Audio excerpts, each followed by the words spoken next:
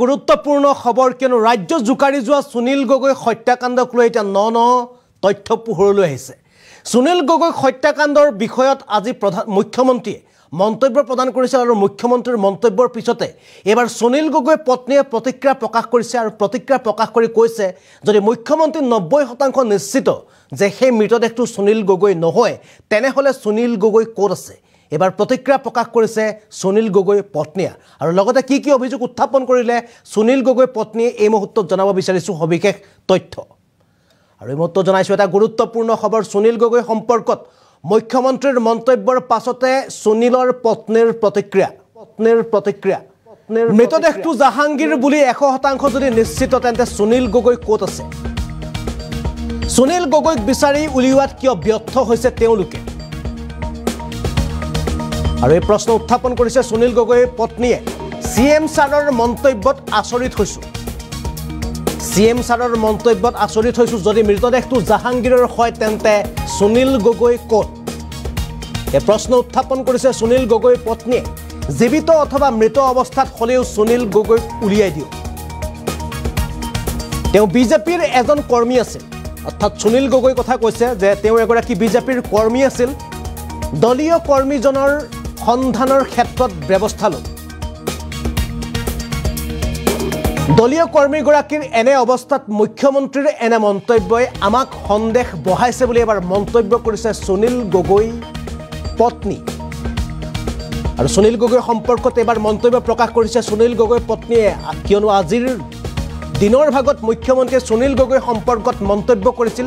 তেওঁ কৈছিল যে 90% নিশ্চিত যে সেই মৃতদেহটো সুনীল গগৈ নহয় জাহাংগীৰৰ মৃতদেহ বুলি মুখ্যমন্ত্ৰী আজিৰ দিনটোত 90% নিশ্চিত দিছিল। লগতে এইটোও কৈছিল যে মোৰ কথাক আপোনালোকে 100% বিশ্বাসত ল'ব নালাগে বুলি মুখ্যমন্ত্ৰীগৰাকীয়ে মন্তব্য কৰিছিল। আৰু মুখ্যমন্ত্ৰীৰ এই মন্তব্যৰ পাছতে এবাৰ সুনীল গগৈ পত্নীৰ প্ৰতিক্ৰিয়া। মুখ্যমন্ত্ৰীগৰাকীৰ মন্তব্যৰ পিছত প্ৰতিক্ৰিয়া আগবঢ়াইছে পত্নীয়ে। কৈছে যে সিএম ছাৰৰ মন্তব্যত মই আচৰিত হৈছো যদি মৃতদেহটো জাহাংগীৰৰ হয় তেন্তে সুনীল গগৈ ক'ত আছে। এইফালে সুনীল গগৈৰ পত্নীয়ে এবাৰ জাহাংগীৰৰ সম্পৰ্কত মন্তব্য কৰিছে। জাহাংগীৰৰ পৰস্ত্ৰীৰ সৈতে জাহাংগীৰৰ সম্পৰ্ক আছিল আৰু জাহাংগীৰৰ ঘৰে আজি জাহাংগীৰৰ ঘৰৰ পৰা কি প্ৰতিক্ৰিয়া আহিছিল, কি মন্তব্য আহিছিল এই সম্পৰ্কে আমি NB নিউজত সবিস্তাৰে প্ৰকাশ কৰা হৈছিল। কিন্তু জাহাংগীৰৰ ভাতৃয়ে আচলতে সুনীল গগৈ পত্নীক কি কৈছিল ফোনৰ জৰিয়ত। যেতিয়া সুনীল গগৈ পত্নীয়ে জাহাংগীৰৰ ভাতৃলৈ ফোন কৰিছিল তেতিয়া আচলতে জাহাংগীৰৰ ভাতৃয়ে যেনেদৰে সংবাদ মাধ্যমত মন্তব্য কৰিছে আজিৰ দিনটোত তেনেদৰে বা NB নিউজক যেনেদৰে মন্তব্য কৰিছিল তেনেদৰে মন্তব্য কৰিছে নে পত্নীক ফোনত অন্য ধৰণে মন্তব্য কৰিছিল। এই সম্পৰ্কটো এবাৰ ৰাজহুৱা কৰিছে সুনীল গগৈ পত্নীয়ে।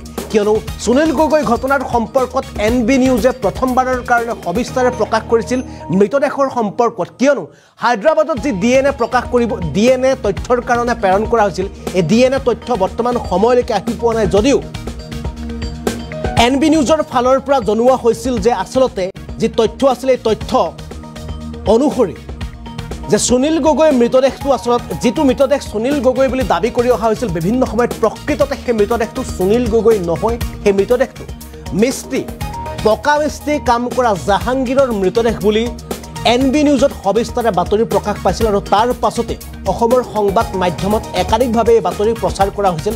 আৰু NB নিউজৰ বাতৰিৰ পাছতে মুখ্যমন্ত্ৰীয়ে আজিৰ দিনটোত সুনীল গগৈ মৃত্যুৰ সম্পৰ্কত প্ৰতিক্ৰিয়া প্ৰকাশ কৰিছিল। আৰু সুনীল গগৈ মৃত্যুৰ প্ৰসংগত প্ৰতিক্ৰিয়া প্ৰকাশ কৰাৰ পাছতে এবাৰ পত্নীৰ প্ৰতিক্ৰিয়া আহিছে যে মুখ্যমন্ত্ৰীৰ মন্তব্যত বা সিএম ছাৰৰ মন্তব্যত আমি আচৰিত হৈছো।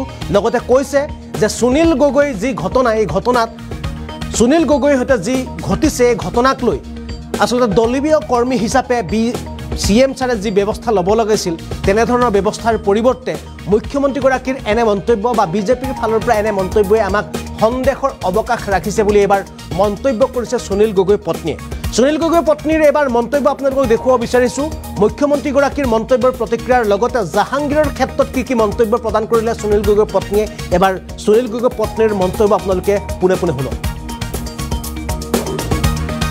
এতিয়া নিউজটো চাই দেখিছো সিএম ছাৰে যিটো কৈছে আজি ইমান দিনে তেওঁ একো বক্তব্য শুনা নাছিলো আজি শুনি আচৰিত হৈছো ইমান তৎক্ষণাত 90% জাহাংগীৰৰ বুলি ক'ব পাৰিছে। যদি জাহাংগীৰৰ বুলি ক'বই পাৰিছে, সুনীল গগৈ ক'ত আছে তেওঁলোকে এতিয়ালৈকে উলিওৱাত কিয় ব্যৰ্থ হৈছে? সেইটো কাৰণে যদি তেওঁলোকে 90% গম পাইছে, সেইটো কাৰণে মই CM ছাৰক অনুৰোধ জনাইছোঁ যে সুনীল গগৈ মৃতদেহেই হওক বা জীৱিতই হওক সোনকালে আমাক উলিয়াই দিব লাগে। মই এইটোৱে হয়, তেওঁলোকে এজন দলীয় কৰ্মীক এনেকুৱা অৱস্থা এটা হওঁতো CM ছাৰে ইমান দিনে মাত মতা নাছিলে, কিন্তু আজি এইখিনি কথা শুনি মোৰ অনুভৱ হৈছে কেছটো তেওঁলোকে বেলেগ কিবা ফাললৈ নিবলৈ বিচাৰিছে নেকি, মোৰ তেনেকুৱা অলপ সন্দেহ হৈছে। যিয়ে নহওক তেওঁলোকে মোক শুদ্ধ বিচাৰটো দিয়ক, মই তাকে বিচাৰোঁ। হ'বও পাৰে, সেইটো মই ইমান বিশ্বাসেৰে ক'ব নোৱাৰোঁ, কিন্তু হ'লেও তেওঁলোকে মোক এতিয়া মুঠতে ন্যায় লাগে, আৰু যদি সুনীল গগৈ নহয় সুনীল গগৈক উলিয়াই আনি দিব লাগে, মোক সেইটোৱে লাগে এতিয়া।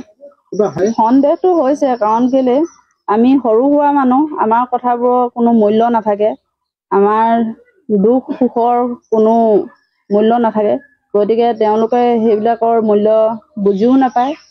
সেইটো কাৰণে মোক মানুহজনক উলিয়াই দিব লাগে, মোৰ কথা হ'ল সেইটোৱে।